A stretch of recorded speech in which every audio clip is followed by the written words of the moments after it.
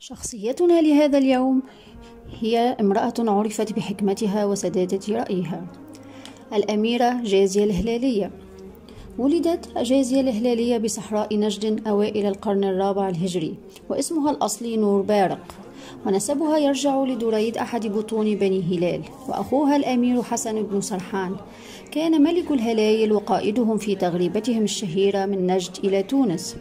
وزوجها الأول الأمير شكر أبو الفتح شريف مكة، والثاني ماضي ابن مقرن أمير برقة، وعاشقها ذياب بن غانم فارس بني هلال، ومخلصهم من عدوهم اللدود الزناتي خليفة. والجازية كانت مدبرة أمور الهلايل، وكانت تقف دائما في قلب معاركهم وغزواتهم، وسيرتها تتردد بين الناس حتى اليوم باعتبارها أهم شخصيات السيرة الهلالية، ولا ينافسها إلا الأمير أبو زيد الهلالي سلامة. غير أنها على عكس أبطال وبطلات السير الشعبية لم تكن فارسة ومحاربة، وليس لها في الطعان، وقوتها تكمن في أنوثتها الطاغية. إنها أسطورة الجمال الفاتن والعقل الراجح والرأي السديد، ورواة السيرة الهلالية وصفوها بأوصاف شتى، منها أنها جميلة المنظر، لطيفة المخبر، وبديعة الجمال، عديمة المثال في الحسن والكمال، وفصاحة اللسان، لا يوجد مثلها في الخلق لا في الغرب ولا في الشرق. وسادة الهلالية الأمير حسن وأبو زيد وذياب بن غانم وغيرهم كانوا يستشيرونها في كل صغيرة وكبيرة، ودائما كان صوتها يعلو حينما تحل بالهلاء للنوائب أو يداهمهم الأعداء. والهلالية كانوا لا يحاربون إلا بها، وعندما أزمعوا الرحيل من نجد لتونس أخذوها معهم رغم أنف زوجها شريف مكة، وقراراتهم المصيرية كانت متروكة لها. وأبو زيد الهلالي فارس الهلايل وقائدهم قال إنها صاحبة ثلث المشورة في بني هلال. وبنو هلال أهل الجازية وعشيرتها أحد بطون هوازن، وهي قبيلة عربية كبيرة تنتسب إليها أم المؤمنين زينب بنت خزيمة وميمونة بنت الحارس، ومنها أخوال خالد بن الوليد وعبد الله بن عباس رضي الله عنهما.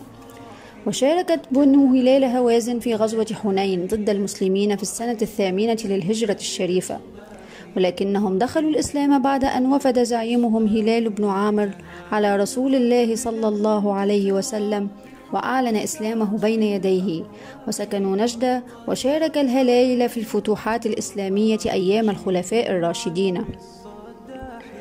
والجازية ظهرت فيهم أثناء الدولة الفاطمية، وتحديدا في عهد المستنصر بالله، وكان لها الرأي والمشورة، وفي المعارك والغزوات كانت تحث فرسانهم على القتال وتشجعهم، وإذا تخاذل أحدهم حتى لو كان الأمير حسن تنهره وتعنفه. ومرات كثيرة كان بنو هلال على حافة الهزيمة والهلاك، ومع صرخات الجازية وقصائدها الحماسية عادوا للمعركة واستعادوا بأسهم وشجاعتهم، وقلبوا هزيمتهم نصرا. وفي تونس الخضراء حينما كاد جيش الزناتي خليفة ينتصر على الهلايل، وفر سادتهم حسن بن سرحان وذياب بن غانم والقاضي بدير من الساحة المعركة، وقفت لهم الجازية وحلت الشعور وأنشدت القصائد وحثت الفرسان حتى عادوا إلى المعركة وانتصروا. أما في عودة الهلال إلى قبيلته فكان لها دور كبير. الجازية من سن أبي زيد الهلالي تقريبا، وبداية سماع رأيها وتنفيذه على الهلالية جميعا تعود إلى أنها أشارت وهي ما زالت شابة برأي أعاد أبا زيد وأمه خضر الشريفة إلى الهلالية بعد هجر طويل وقاس كاد ينتهي بإراقة دماء الأب رزق الهلالي على يد